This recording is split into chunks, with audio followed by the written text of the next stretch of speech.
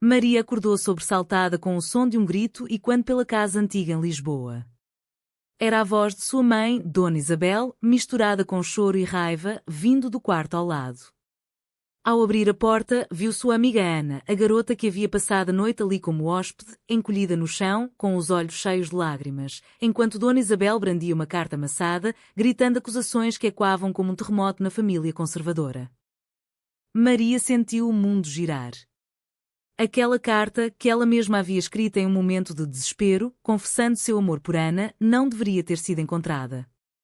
Agora, exposta, a verdade saía como uma ferida aberta, e Maria soube que nada seria como antes. A amizade entre Maria e Ana começou inocentemente na universidade, em uma aula de literatura portuguesa. Maria, com 22 anos, filha única de uma família católica devota de Alfama, sempre foi a garota perfeita, estudiosa, obediente, destinada a um futuro estável com um bom casamento arranjado. Ana, por outro lado, 23 anos, vinda de uma família mais liberal de Porto, era a rebelde, com ideias progressistas e um espírito livre que cativava todos ao redor. Elas se aproximaram por causa de um projeto em grupo, discutindo poemas de Florbela Espanca, e logo as conversas se estenderam para cafés e passeios pelas ruas empedradas de Lisboa. Mas o que começou como amizade evoluiu para algo mais profundo. Maria sentia um puxão inexplicável sempre que Ana sorria, um calor que a fazia questionar tudo o que aprendera sobre amor e desejo.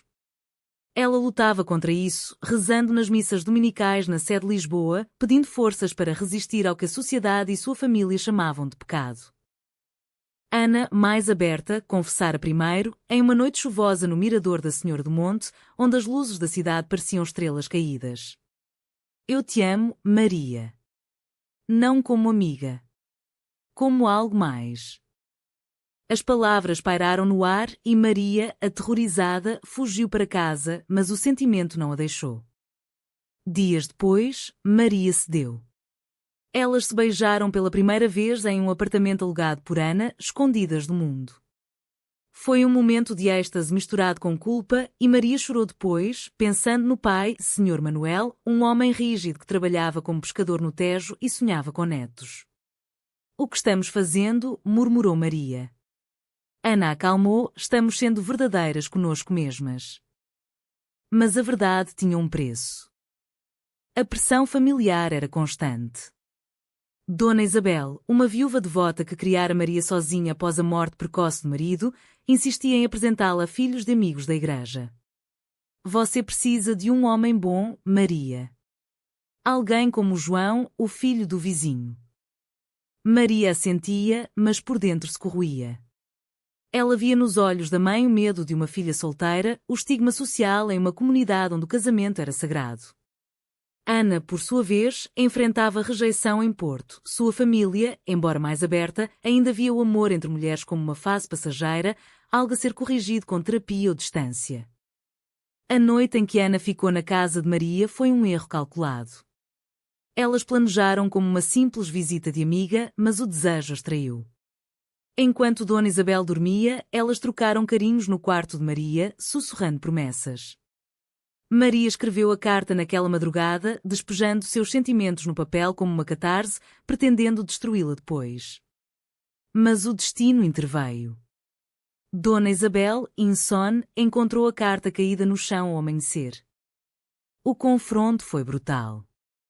Como você ousa trazer isso para dentro da minha casa? Gritou Dona Isabel, os olhos flamejantes. Ana tentou se defender. Senhora, por favor, nós nos amamos. Mas Maria ficou paralisada, o coração batendo forte. Ela via o rosto da mãe se contorcer em dor, misturada com nojo. Você é minha filha. Isso é contra Deus, contra a natureza. Maria sentiu uma onda de vergonha, questionando se seu amor valia a destruição daquela mulher que a criara com tanto sacrifício. Ana foi expulsa da casa, arrastando sua mala pela rua estreita, enquanto vizinhos espiavam pelas janelas. Maria quis correr atrás dela, mas as pernas não obedeceram. Em vez disso, trancou-se no quarto, chorando pela perda iminente. O pai adotivo, tio de Maria que morava perto, foi chamado, e a família se reuniu em uma reunião tensa na sala de estar. Isso é uma doença, Maria. Nós vamos curá-la, disse o tio, com voz firme. Maria balançou a cabeça, mas por dentro, o conflito a dilacerava: amar Ana ou preservar a família?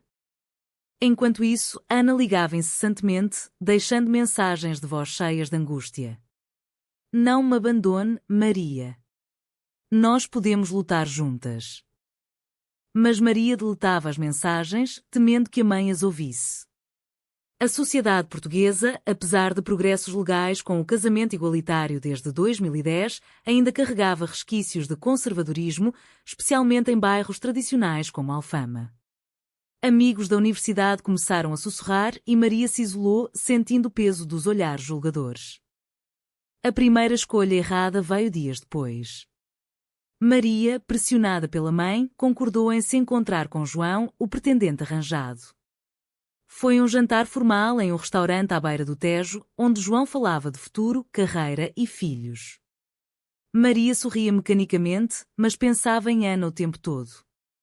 Você parece distraída, notou João.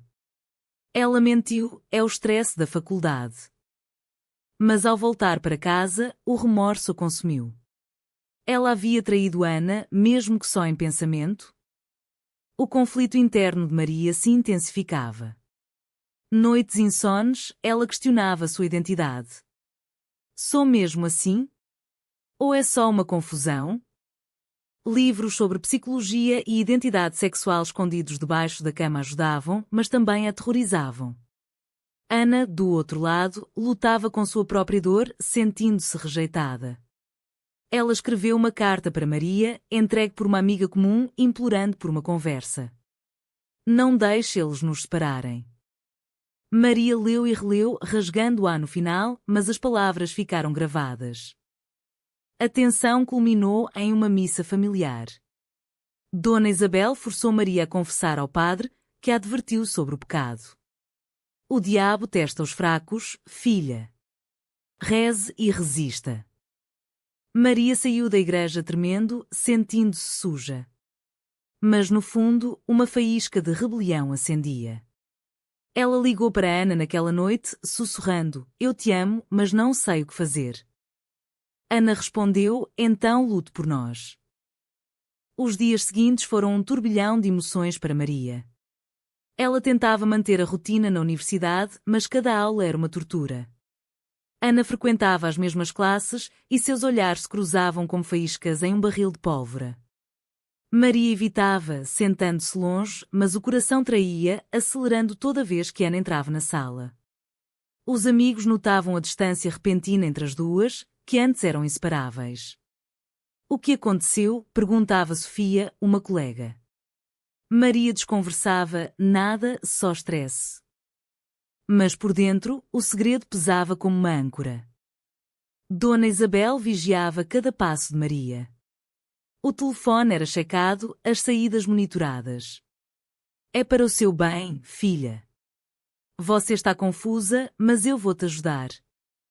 Maria sentia-se prisioneira em sua própria casa, as paredes de azulejos antigos parecendo grades. Ela sonhava com Ana, acordando suada e culpada. A mãe a levava a grupos de oração na paróquia, onde histórias de conversão eram compartilhadas. Uma mulher mais velha contou como superou atrasos semelhantes através da fé. Maria ouvia, mas questionava: e se isso for quem eu sou? Ana, rejeitada, mergulhava em sua própria dor. Morando sozinha em um pequeno apartamento no bairro Alto, ela chorava noites inteiras, questionando se valia a pena lutar por alguém que hesitava. Seus amigos de Porto aconselhavam a seguir em frente. Ela não está pronta, Ana. Não se machuque mais. Mas Ana não conseguia. Ela começou a frequentar bares LGBT em Lisboa, buscando consolo em comunidades que entendiam sua luta. Lá, ouvia histórias semelhantes, famílias que rejeitavam, sociedades que julgavam. Portugal mudou, mas as mentes nem sempre, dizia uma amiga nova. A traição veio de forma inesperada. Maria, em um momento de fraqueza, confidenciou a João sobre sua confusão durante outro encontro forçado. João, um rapaz tradicional, reagiu com choque, mas prometeu ajudar.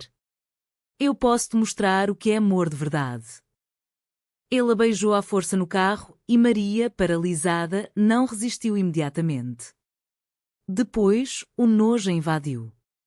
Ela correu para casa, vomitando no banheiro. O que eu fiz? Pensou. Ana descobriu através de fofocas na universidade, alguém viu o beijo. A dor a consumiu, ela confrontou Maria no campus. Como você pôde? Depois de tudo? Maria chorou, foi um erro. Eu estava pressionada.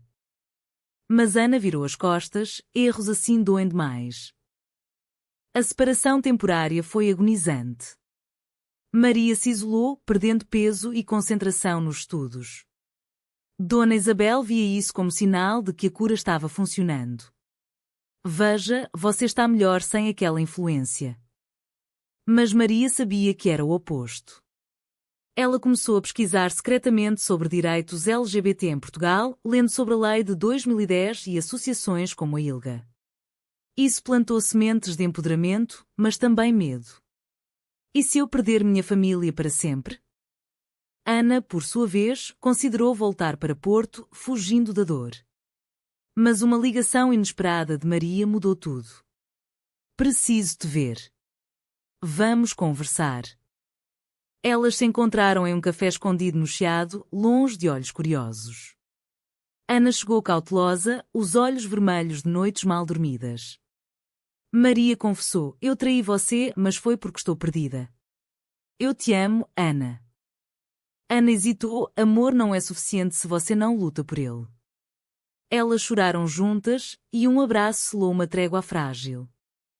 Mas o destino testou-as novamente. Dona Isabel descobriu o encontro através de uma vizinha fofoqueira. A reação foi explosiva, ela trancou Maria em casa, ameaçando chamar a polícia se Ana se aproximasse. Você não vai destruir nossa família. Maria, pela primeira vez, rebateu, e se essa família me destruir? A mãe chorou, revelando sua própria história, um amor reprimido na juventude por pressão social. Eu sacrifiquei tudo por você. Não faça o mesmo erro. Isso abalou Maria, ver a mãe como vítima de um sistema opressor. O conflito moral se aprofundava. Maria questionava, amar a Ana era egoísmo? Ou negar era covardia? Ela escreveu um diário, despejando pensamentos. A sociedade nos diz o que é certo, mas e o coração? Ana enfrentava dilemas semelhantes, debatendo com amigos se persistir valia o risco de mais dor. Talvez ela nunca mude, diziam. Mas Ana acreditava em Maria. A alta tensão veio com uma festa universitária. Ana convidou Maria secretamente, e ela foi, escapando de casa. Lá, entre música e bebidas, elas dançaram juntas, esquecendo o mundo por um momento. Mas João apareceu, bêbado e ciumento. Ela é minha agora, gritou, puxando Maria. Ana interveio, e uma briga eclodiu. Maria, no meio, escolheu, empurrou João e ficou com Ana. Chega! Eu escolho você. Elas fugiram juntas, mas o incidente se espalhou como fogo. De volta para casa, Maria enfrentou a fúria da mãe. Você me envergonha. Maria, com voz firme, não, mãe. Eu me envergonho de esconder quem sou. Dona Isabel desabou, chorando. Pela primeira vez, Maria viu vulnerabilidade na mãe forte. Elas conversaram a noite toda, Maria explicando seus sentimentos. Não é escolha, é quem eu sou. A mãe ouviu, mas não aceitou. Preciso de tempo. Ana esperava do lado de fora, ansiosa. Quando Maria saiu, elas se abraçaram. Vamos embora juntas? Perguntou Ana. Maria hesitou, ainda não. Mas estou lutando. O preço da honestidade era alto, isolamento familiar, olhares sociais, mas a liberdade interna começava a valer. Os meses seguintes foram um teste de resiliência para Maria e Ana. Maria continuou morando com a mãe, mas o ar em casa era pesado como névoa do Tejo. Dona Isabel evitava o tópico, focando em rotinas diárias, mas o silêncio falava volumes. Maria sentia a rejeição em cada olhar desviado, cada refeição solitária. Ela se jogava nos estudos, usando a universidade como refúgio, onde pelo menos podia ver Ana. Mas até lá, os boatos corriam: as duas são namoradas? Colegas liberais apoiavam, mas os conservadores sussurravam, isolando-as. Ana propôs morarem juntas. Meu apartamento é pequeno, mas é nosso. Maria considerou, mas o medo de abandonar a mãe a paralisava. Dona Isabel, viúva e idosa, dependia emocionalmente dela. Se eu for, ela fica sozinha. Ana entendia, mas impacientava-se. E nós? Quando priorizamos nós? O relacionamento virava uma corda bamba, com discussões frequentes sobre compromisso e sacrifício. Uma reviravolta veio com o tio de Maria, Sr. Carlos, que interveio. Conservador ferrenho, ele organizou uma intervenção familiar em uma casa de campo nos arredores de Sintra. Lá, parentes reunidos confrontaram Maria: isso é contra nossos valores. Pense na sua alma. Maria defendeu-se: minha alma está em paz quando estou com ela. O tio rebateu: então saia da família. As palavras cortaram como faca. Dona Isabel, dividida, chorou: não faça isso, Carlos. Mas o dano estava feito, Maria sentiu-se exilada. Ana, ao saber, enfureceu-se. Eles não te merecem. Ela planejou uma fuga, pegar um trem para Porto, começar novo. Mas Maria hesitava, o dever filial pesando. Eles são minha família. Ana explodiu: eu sou sua família agora. A briga foi feia, com acusações voando. Ana saiu batendo a porta, deixando Maria sozinha com suas dúvidas. A solidão forçou Maria a refletir. Ela visitou um terapeuta em Lisboa, recomendado por uma associação LGBT. Lá, desabafou sobre o conflito interno: amo Ana, mas amo minha mãe também. O terapeuta ajudou: amor não é exclusivo. Mas você precisa escolher sua felicidade. Isso iluminou Maria, talvez pudesse ter ambos, com tempo. Enquanto isso, Ana mergulhava em ativismo. Juntou-se a grupos como a Rede Execo, participando de marchas pelo orgulho em Lisboa. Lá, encontrou força em histórias alheias, mas também inveja de casais abertos. Por que não podemos ser assim? Ela ligou para Maria após dias de silêncio: sinto sua falta. Vamos tentar de novo? Maria concordou, e elas se reconciliaram em um piquenique no Parque Eduardo VII, prometendo paciência. Mas a sociedade testava-as. Em um evento familiar, Maria foi pressionada a levar João como acompanhante. Ela recusou, causando escândalo. Primos a evitaram, tias cochichavam. Dona Isabel defendeu-a pela primeira vez: deixem minha filha em paz. Foi um pequeno vitória, mas significativa. Maria viu esperança na mãe. Ana enfrentou sua própria família em Porto. Viajando para lá, confrontou os pais: eu amo uma mulher. Aceitem ou percam-me. O pai, um empresário liberal, surpreendeu: nós sabíamos. Só queremos você feliz. Mas a mãe resistiu: e os netos? A sociedade? Ana rebateu: sociedade muda. Eu não. O apoio parcial a fortaleceu, mas destacou o contraste com a família de Maria. O clímax parcial veio com uma traição inesperada.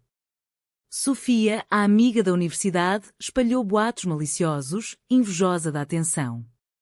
Maria está confusa, Ana a manipulou. Os rumores chegaram à Dona Isabel, que confrontou Maria novamente. É verdade? Ela te forçou? Maria negou veementemente: não. Nós nos amamos. Mas a dúvida plantada abalou a confiança. Ana, furiosa com Sofia, a confrontou publicamente no campus. Por que você faz isso? Sofia admitiu: eu gosto de Maria. A revelação chocou uma rival inesperada. Maria, ao saber, sentiu-se traída por Sofia, mas também culpada por não notar.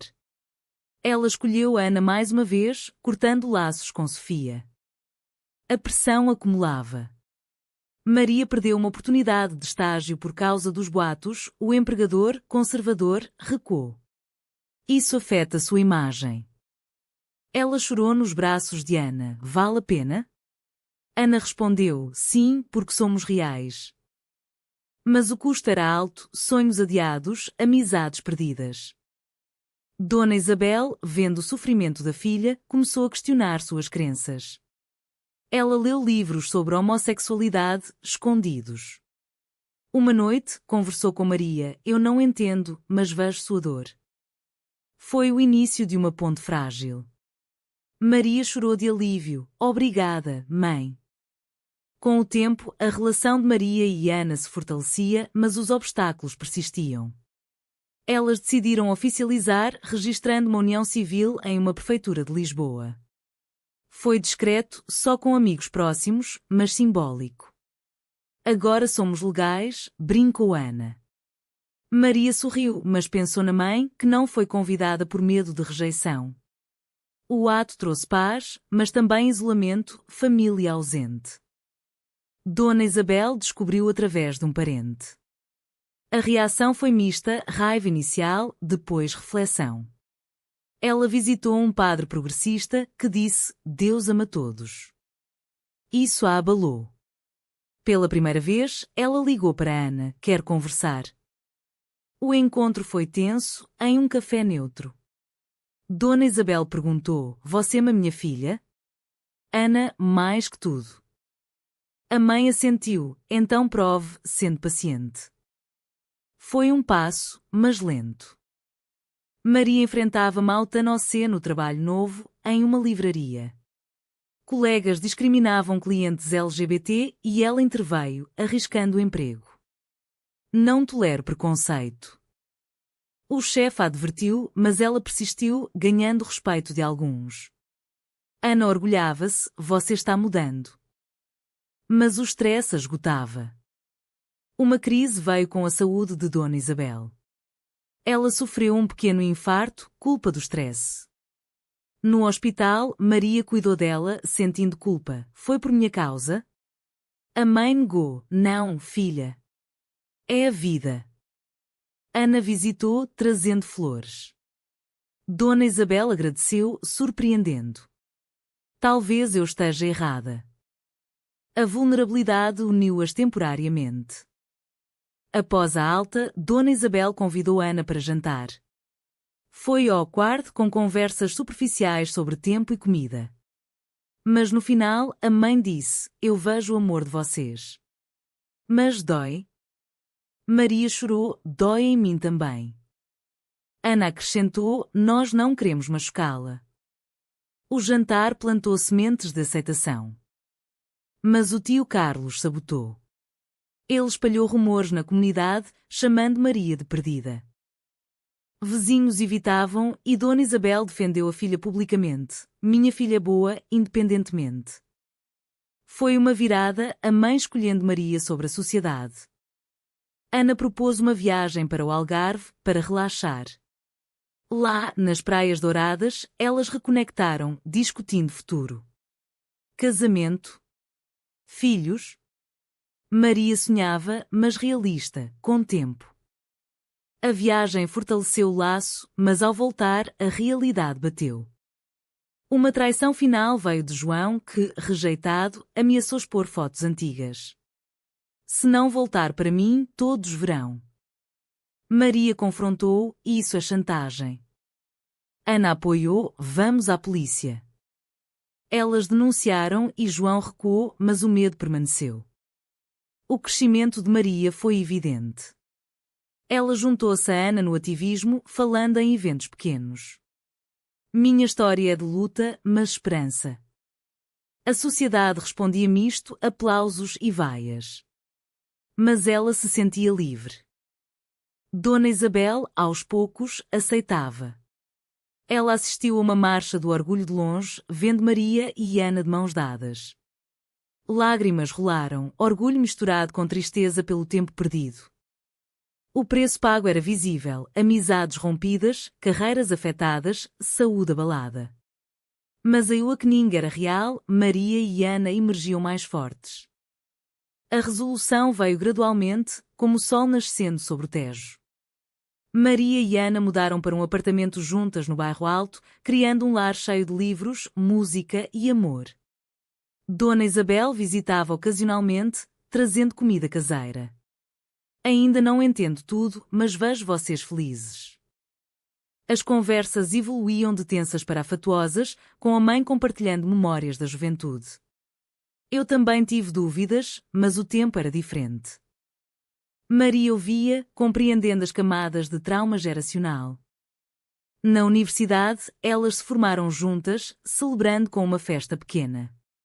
Amigos verdadeiros compareceram e até o tio Carlos mandou uma mensagem relutante: parabéns. A sociedade ao redor mudava devagar, leis apoiavam, mas corações nem sempre. Maria e Ana enfrentavam olhares ainda, mas ignoravam, focando no seu mundo. Um último conflito surgiu com a decisão de adotar. Ana queria filhos, Maria hesitava, e se repetirmos os erros? Elas discutiram longamente, consultando especialistas. No final, decidiram esperar, priorizando estabilidade.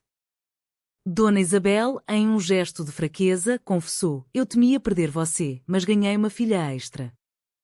Referindo-se a Ana. Foi o selo de aceitação.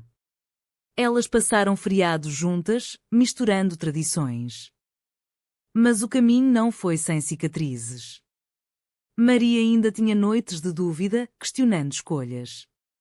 Ana acalmava: nós pagamos o preço, mas valeu.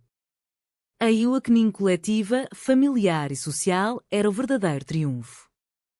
Anos depois, olhando para trás, Maria refletia sobre o beijo que starta de tudo. A dor, as traições, as decisões controversas moldaram-na. Ela escreveu um livro anónimo sobre sua jornada, inspirando outros.